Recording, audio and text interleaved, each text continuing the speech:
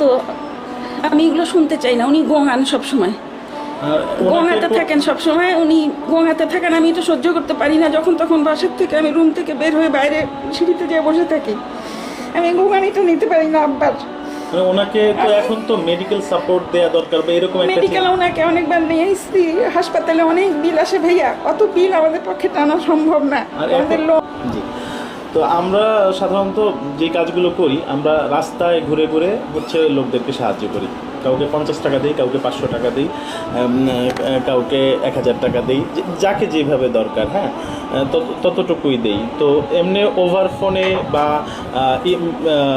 ফেসবুকে কোনো সাপোর্টে আমরা কারোর সাথে কমিউনিকেট করি না। হ্যাঁ, শুধুমাত্র রাস্তায় যেই লোকদেরকে দেখি তাদের সমস্যাগুলো শুনি, তারপর হচ্ছে তাদের সাথে কথা বলি এবং যতটুকু সম্ভব নগদই তাদেরকে হেল্প করার চেষ্টা করি। কিন্তু আপনার বিষয়টা একটু ভিন্ন। মানে আপনি যখন আমাদেরকে ফোন দিয়েছিলেন, এক হচ্ছে আপনার যথেষ্ট বয়স হয়েছে। হ্যাঁ, আপনি একজন শিক্ষিতা, সম্ভ্রান্ত মুসলিম পরিবারের মেয়ে, এবং মেয়ে বলতে কি আপনি তো বলতে গেলে বৃদ্ধা, যেহেতু আপনার এজ হচ্ছে 60+।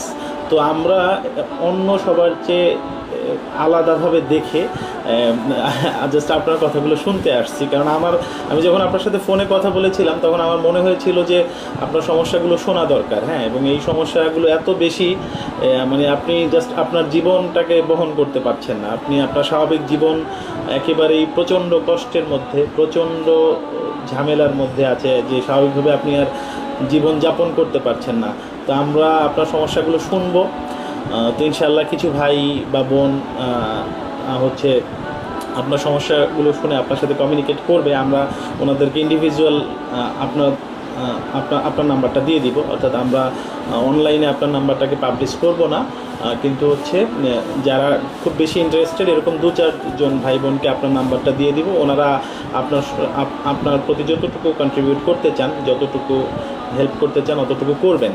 আপনি আপনার সমস্যাগুলো একটু সংক্ষেপে যদি বলতেন। Thank you.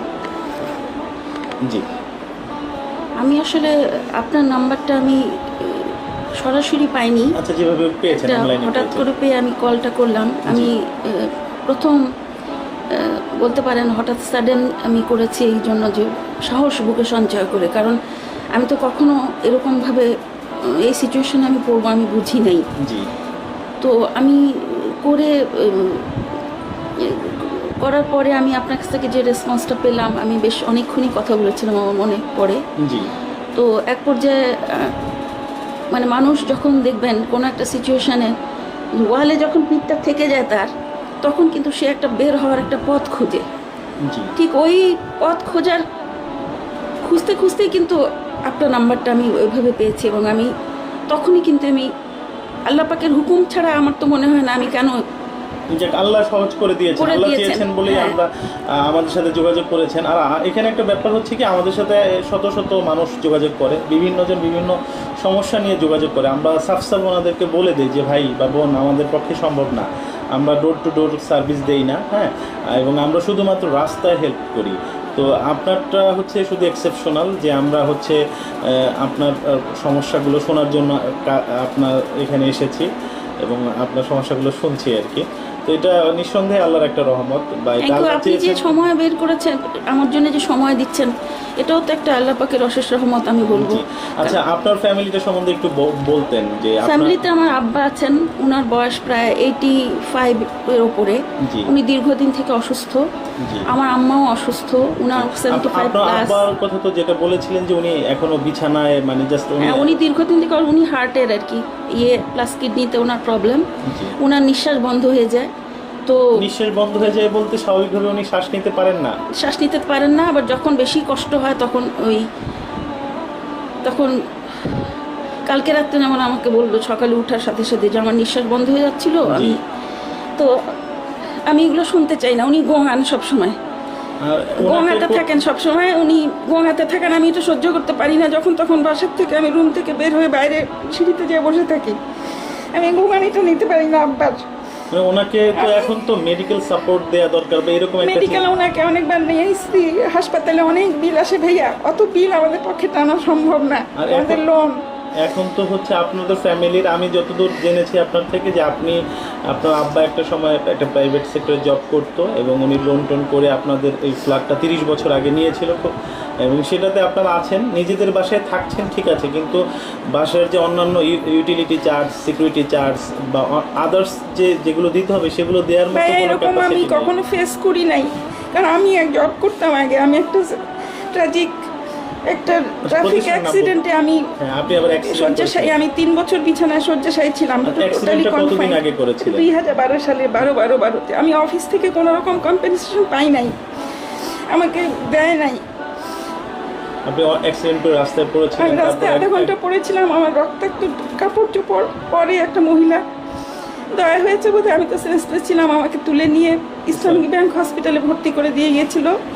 আমার ওটিতে আমার রাত আচ্ছা, 1:30 পর্যন্ত অপারেশন। আপনার যে মানে হাজবেন্ডের সাথে আপনার যে হয়ে গেছে, এটা একদম স্যাড পার্ট। আমি এটা আলাপ করলে আমি অনেক ইমোশনাল হয়ে যাই। আমি অনেক দিন, আচ্ছা, আপনার বয়স তো হচ্ছে এখন 60+, তো আপনার বিয়ের কতদিন পরে আপনি ওনার থেকে পৃথক হয়ে গিয়েছিলেন?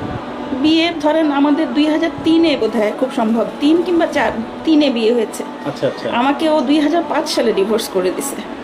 ও শিপে চাকরি করতো, ফরেন শিপে। জি। আমি ওকে অনেক ফিনান্সিয়াল, তখন তো আমি চাকরি করতাম, আমি অনেক ফিনান্সিয়ালি Support আমার কাছে দিয়েছেন? চাইতো, তো আমি দিতাম। কারণ হলো আমি হাজব্যান্ডকে ট্রু লাভ ছিল, আমি অত দূর যেতে চাচ্ছি না। এবং আচ্ছা জি। আমার হাজব্যান্ডকে সেদিন আমি ওই যে 2020 সালে একটা মেয়ে, ওই যে ঢাকা ইউনিভার্সিটির একটা মেয়ে, ওই যে মজনুর জি, ইয়ে আচ্ছা, হলো তো, হ্যাঁ, হ্যাঁ। ওইখানে একটা র্যাবের একটা এই কারণ বাজারে র্যাবের একটা ইয়েতে, ওইখানে ওকে দেখে আমি হঠাৎ থান্ডার্ড হয়ে গেছি। আমি কাকে দেখছেন? টিভি দেখতেছিলাম, আমার ওই হাজব্যান্ডকে হঠাৎ দেখে আমি থান্ডার্ড হয়ে গেছি। ওইটা আমি ডাউনলোড করে রাখছি। না, আপনার হাজবেন্ডকে কি জাস্ট টিভির ফুটেজে দেখেছেন? ফুটেজে না, ওখানে ছবি ওখানে।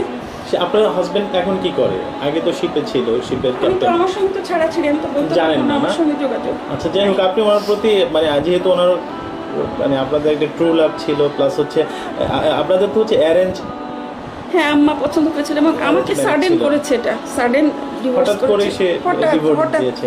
আচ্ছা, যাই হোক, সেইটা আপনি আমি এখনো মেনে অ্যাবনর্মালের নিতে মতো পারেন? ছিলাম অনেক দিন। আমি প্রায় 15-16 বছর আমি মানে হ্যাঁ, আপনি ইমব্যালেন্স যেহেতু ছিলাম। একটা পর্দানশীল মেয়ে ছিলেন, আমি এই হ্যাঁ, জন্য তো আমি যার কারণে স্বামীর সাথে বিচ্ছেদ, এটা আপনার জন্য অবশ্যই অনেক কষ্টের ছিল, যে এখনো ভুলতে পারেন না। তারপর এগুলো আসলে লাইফে আসে এবং ভুলে যেতে হয়, কিন্তু এখন আপনি খুব আমি সমস্যায় তো আছেন। ভুলতে পারিনি, আমি আজও ভুলতে পারিনি, সম্ভব না। আপনি বৃদ্ধ হয়ে গেছেন, বলতে গেলে এখনো ভুলতে পারেন। আচ্ছা, আপনার এক ভাইয়ের কথা বলেছিলেন, ওনার আমার এক ভাই সিজোফ্রেনিয়া নাকি যেন একটা। বুয়েটে পড়তো, সেকেন্ড ইয়ারে ও তো স্ট্যান্ড করতো সবসময়, জি, জি। সারাদিন বইপত্র নিয়ে, সারাদিন পড়াশোনা। জি, এখন আর কি অবস্থা? এখনো বাসায় থাকে। ডাক্তার তো অনেক আগে বন্ধ করে দিছে। ওর ট্রিটমেন্টের পিছনে আমাদের অনেক টাকা খরচ হয়েছে, অনেক। আচ্ছা, উনি অসুস্থ হয়েছে কতদিন আগে? 85 সাল থেকে এই আজকে 35 বছর ধরে আছে। আল্লাহু আকবার। আচ্ছা, এরপরে হচ্ছে যেটা হচ্ছে আপনাদের ফ্যামিলিটা, আপনার আব্বা তো রিটায়ার করার পরে কিভাবে চলছিল, মানে কিভাবে চলছিল? আমি তো চাকরি করতাম। জি, আপনি চাকরি ছেড়েছেন অ্যাক্সিডেন্টের 2012 সাল থেকে। 12 থেকে, হ্যাঁ। মানে আমি তো বেড কনফাইন্ড ছিলাম, যার জন্য আমি তো উঠতে পারতাম না, জি, হাঁটতে accident-এর পারতাম পরে। না।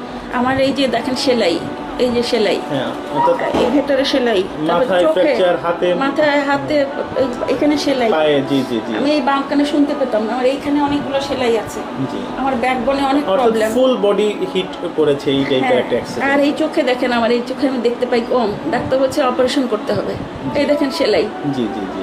তো অপারেশন করতে গেলে তো পয়সা লাগে।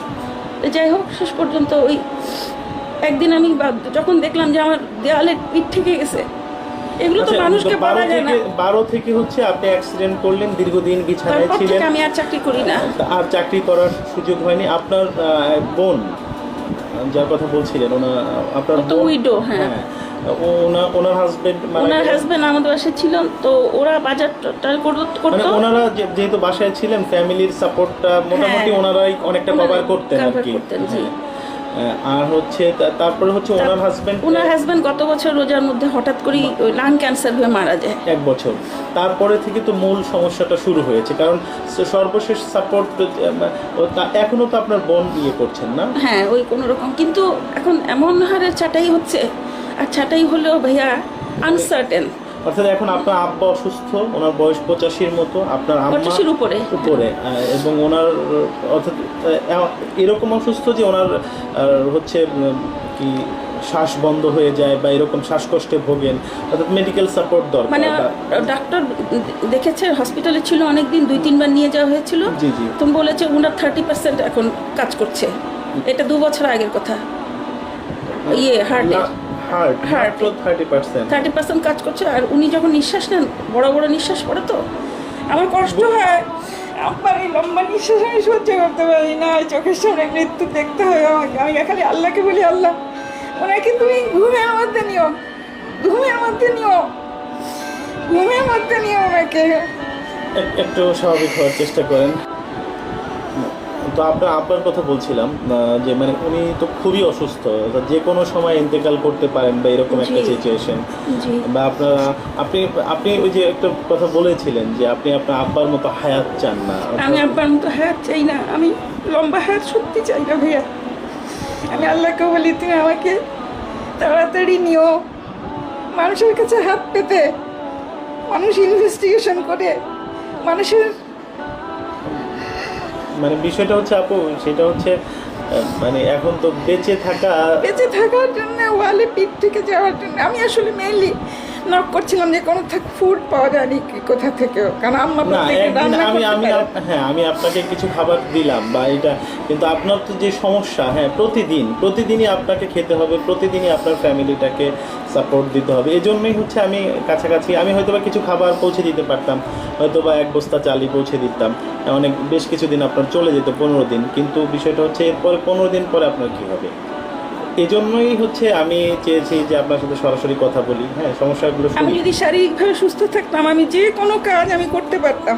হ্যাঁ, তারপরে তো এখন আপনার বয়স হয়েছে, প্লাস হচ্ছে আমার মুভমেন্টে অসুবিধা, আমি হাঁটা চলা করতে আমার অসুবিধা হয়, বেশিক্ষণ দাঁড়িয়ে থাকতে পারি না আমি। পাশাপাশি আপনি যেটা বললেন যে আপনার হচ্ছে ফ্যামিলিকে, আপনার আব্বা আম্মার খেদমত করতে হয়, ওনাদের তো হ্যাঁ রান্না বান্না করতে হয়, এমনকি আপনার আব্বা আম্মা পেশাব পায়খানা ফেলা, হ্যাঁ পেশাব পায়খানা বলতে গেলে বিছানা, হ্যাঁ বিছানা, এই সবকিছু, হ্যাঁ সবকিছু।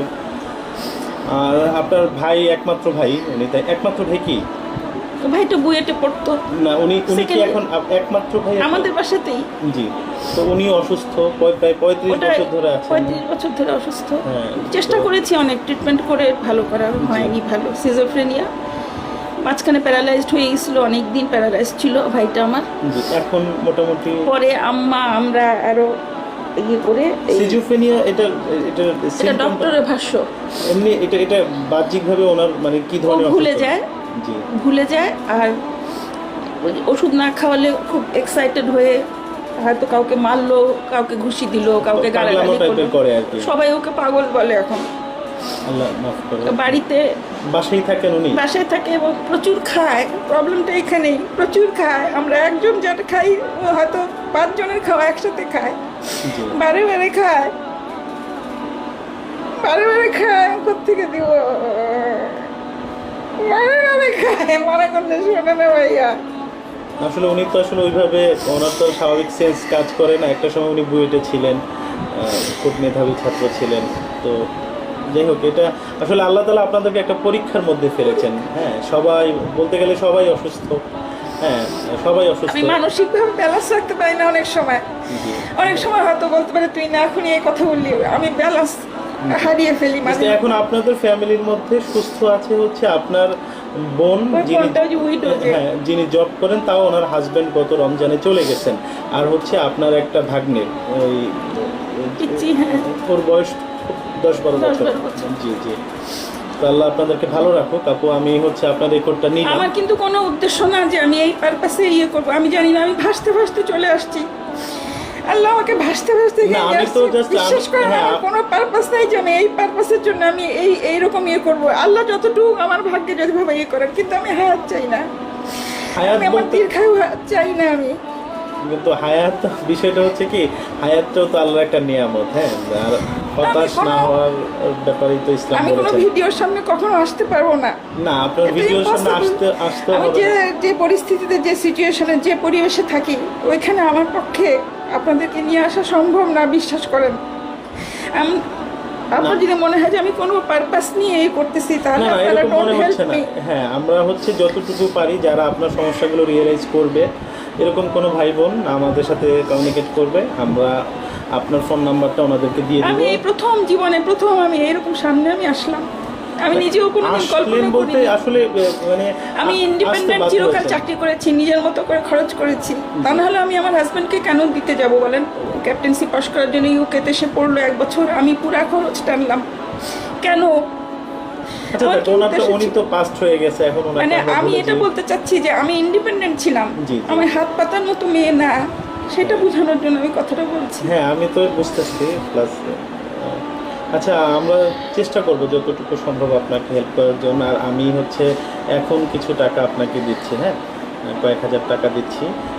এটা দিয়ে আপনি একটু টুকটাক সাপোর্ট হলো। আর হচ্ছে আমি বলি আমি টাকাটা দিয়ে কি করব? জি, আমরা আমি খুব বলি- বেশি টাকা দিব না, এখন 3000 আমি টাকা দিব আব্বাকে, আপনাকে। হ্যাঁ আব্বাকে আমি ওই যে খেতে চাই, ডাব খেতে চাই, জি মালটা খেতে চাই, জি।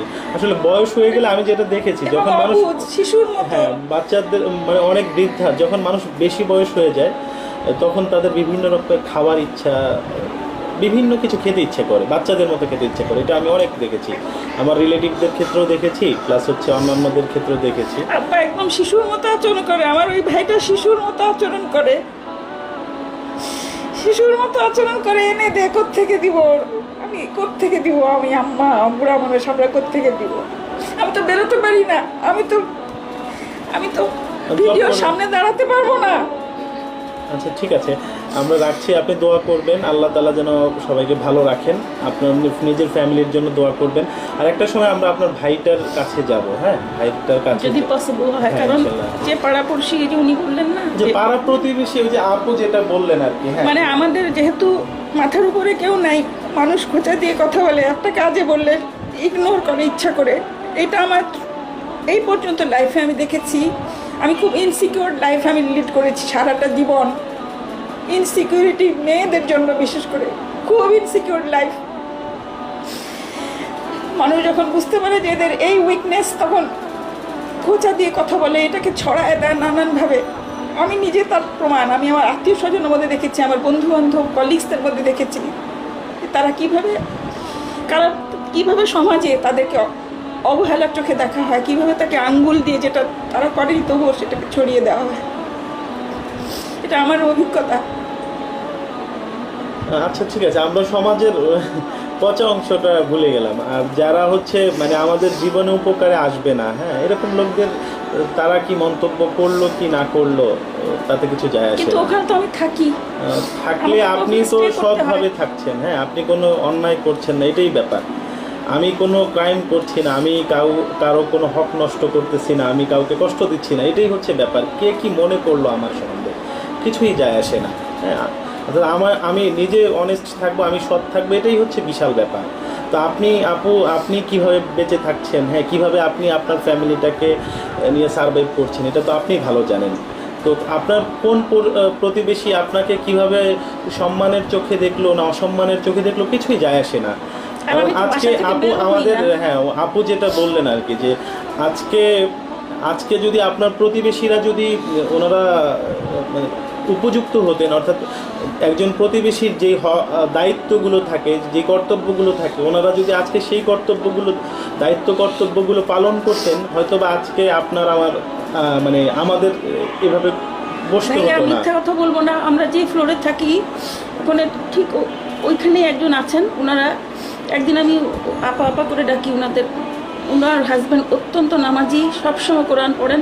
জি। তো খুব স্নেহের দৃষ্টিতে আমাদেরকে দেখেন, কারণ ওই আমার বোনের হাজব্যান্ড যখন মারা গেল, তখন ওই আমার বোনের হাজব্যান্ড তো সবসময় মসজিদে যেত নামাজ পড়তে, তো ওনার হাজব্যান্ড মসজিদে যেত, ওইভাবে পরিচয়। জি। তো মারা যাওয়ার পরে ওনারা কিছুটা জানেন। তা আমি একদিন বললাম, আপা, একদিন আমি দেয়ালে যখন পিঠ ঠেকে গেছে, আমি একদিন ইন্টারকমে বললাম যে, আপা, কিছু মনে করেন না, আপনারা কি জাকাত ফেতরা দেন? তখন বলছে, আপা আপনি তো চাকরি করতেন, আপনি কি বলতেছেন আমাকে?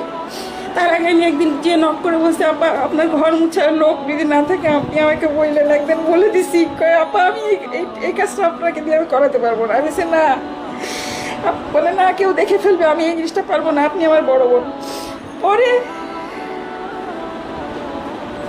এখন ওদের বাসা থেকে আমাদের বাসায় প্রায় খাবার পাঠায়, আমরা ওই খাবার খেয়ে বাঁচতেছি।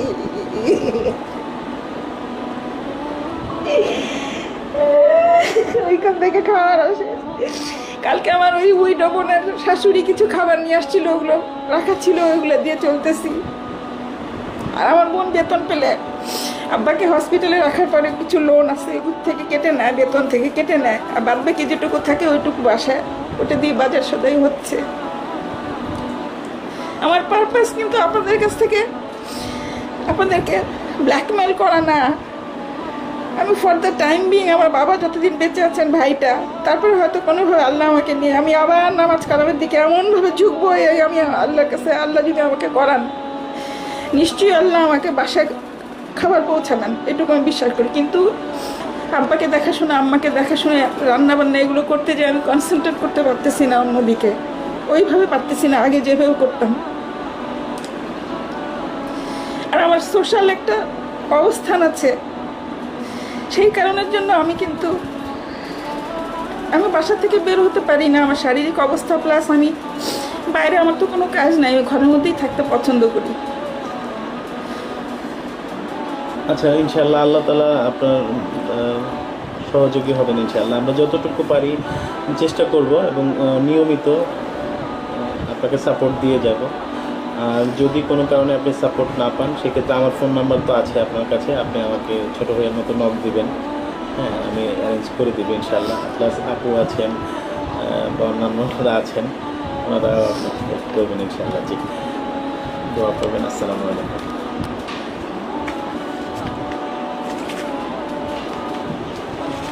আমার কিন্তু ফ্রুটস কিনি বেশি, আমি আম্মাকে ফ্রুটস খাওয়াইতে হয়, ডালিম খাওয়াইতে হয় আম্মাকে ডাব খাওয়াইতে হয়, কারণ আম্মার ডায়াবেটিক আছে। আম্মাকে অল্প টাকার করলা, মধ্যে, হ্যাঁ মানে আমি কেন বলছি, আমি কিন্তু এই পারপাসেই খরচ করব মেইনলি। হ্যাঁ, যেটা আপনার বেঁচে থাকার জন্য যতটুকু ইয়ে হয় ততটুকুই আর কি। আর কারণ আমি আল্লাহকে সাক্ষী করে নিব। কালো জিরা খাবেন, হ্যাঁ অসুস্থতার কালো জন্য। জিরা আমি আম্মাকে ডাস্ট করে দিয়ে দিচ্ছি। আপনি নিজেও খাবেন, আপনার অনেক বয়স হয়েছে। আর হচ্ছে ফলমূলগুলোর মধ্যে আমি যেটা নিজের জন্য করি, হ্যাঁ আমি ফলমূলগুলোর মধ্যে আমি দেখি যে কোনটার মধ্যে পুষ্টির পরিমাণ বেশি আছে, দামের দিক দিয়ে কম। হ্যাঁ হ্যাঁ, এটাই কিন্তু দরকার। যেমন বলেন না দুই একটা আইটেম।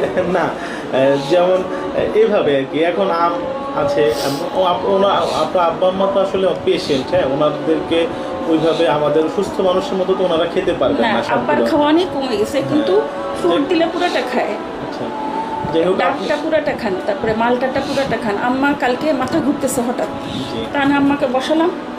এখন আম কিন্তু অনেক সস্তা, হ্যাঁ কিন্তু আম্মার ডায়াবেটিকে মিষ্টি আম্মা খেতে পারবে না, আম্মাকে দিতে হবে এই ডালিম। তারপরে ডাক্তার বলে দিচ্ছে কি কি দিতে হবে। ডালিমটা সবসময় 200 টাকার মতো দাম তারপরে থাকে। ইয়ে দিতে, কলা পুরা খেতে পারবে না, ভাত অল্প। আচ্ছা, যাই হোক, 1 কেজি ডালিম কিনলে বেশ কয়েকদিন চলে যাবে ওনাদের জন্য। জি, না মানে আমি এটা বলার উদ্দেশ্য টাকার সঙ্গে রিলেট করে না, না বুঝতে পেরেছি মানে আমি। কি পারপাসে আমি খরচ করব। তারপরে না, ধরুন আপনি সার্ভিস আপনার, চার্জ। হ্যাঁ আপনি আপনার ইচ্ছা মতো খরচ করবেন, হ্যাঁ। আর আমরা তো এখানে 3000 টাকা মাত্র, হ্যাঁ খুব বেশি না। এটা তো বলতে গেলে খরচ করতে শুরু করলে মুহূর্তেই শেষ হয়ে যাবে। জি, এটা একটু রাখুন, হ্যাঁ। আর হচ্ছে এটা নিন, সরি। আর হচ্ছে আমরা চেষ্টা করব নিয়মিতই হচ্ছে আপনাকে সাপোর্ট দেওয়ার জন্য, প্রতি মাসেই কিছু না কিছু। আপনার ফোন নাম্বারটা আমাদের কিছু ভাই বোন যারা আপনার সমস্যাগুলো শুনে ইন্টারেস্টেড হবেন, ওনাদের কাছে দিয়ে দিব। তো ওনারা আপনার সাথে পার্সোনালি কথা বলবেন, আপনার কথা শুনবেন, আপনাকে যতটুকু সম্ভব কন্ট্রিবিউট করবেন। এরপর যদি কখনো এরকম হয়ে যায় যে আপনারটা যথেষ্ট হয়ে যাচ্ছে, তখন আপনি প্রয়োজন বোধে আর আমি আপনাকে জানাবো ইনশাআল্লাহ যে কোথা থেকে, কোন সোর্স থেকে আমি কি না, পেলাম। আমাকে না এক জানালেও নম্বর, দুই হবে। নম্বর হচ্ছে আমি কিভাবে খরচ করলাম। আমি কিন্তু ইচ্ছা করলে লিখে রাখতে পারবো যে এই পারপাসে এটা আপনি আপনার মতো করে খরচ করবেন, জাস্ট অপচয় করবেন না, এতটুকুই হচ্ছে ইয়ে। একটা সুনাম আমার আছে যে আমি অপচয় করি না, এই জি সুনামটা আমার আপনার আছে। প্রতি আমাদের সেই আস্থা কনফিডেন্ট সবই আছে।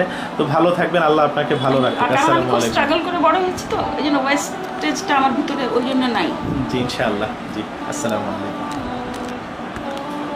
আমি আসলে ইমোশনাল হয়ে না প্রায় রোজা থাকেন, মানে জাস্ট খাবারের অভাবে রোজা থাকতেছেন আমি আপা? আমার উপর যেন চাপ না হয়। আমি সংসারের কে বাজারে যাবে, টাকা কোথা হবে, কে রান্না করবে, কোথাও পাবো। আপনি আমাকে খাবার দিচ্ছিলেন, আমার খালি ভয় হয় যে আমি বেশি খেলে আমার হ্যাবিট খারাপ হয়ে যাবে। আম্মা ইসলামিক গান খুব পছন্দ করেন, ওই গানটা, ওই যে এলো রমজানের ওই রোজার শেষে এলো খুশির ঈদ, বারে বারে শুনতেছে। আমি বললাম আম্মা এই গানটা বারে বারে শুনতেছে। আম্মা বলে কাজী নজরুল ইসলামের তুমি মিনিংগুলো শুনো, যে যারা প্রতিনিয়ত অভুক্ত থাকে, যারা সবসময় রোজা করতেছে, সেই গরিব এতিম মিসকিনদেরকে তোমরা দান করো, নিজেদেরকে বিলিয়ে দাও। যারা সারা বছর অভুক্ত থাকে তাদেরকে দাও। তুমি বুঝো না আমি বারে বারে কেন শুনতেছি গানটা? কারণ আম্মা আমি সারা বছর চেষ্টা করি রোজা রাখতে, আমি কিচ্ছু খাবো না। কারণ আমি দেখছি যত খাবো, যত লোভ হবে ভিতর থেকে তত ইয়ে আসবে। এই যে অভুক্ত থাকে যারা সারা বছর, যারা রোজা করতেছে, তাদেরকে দাও। সেই জাকাত তাদেরকে দাও, সেই ইয়ে তাদেরকে দাও। যে সমস্ত মুসলিমরা ঘুমিয়ে আছে তাদেরকে জাগাও।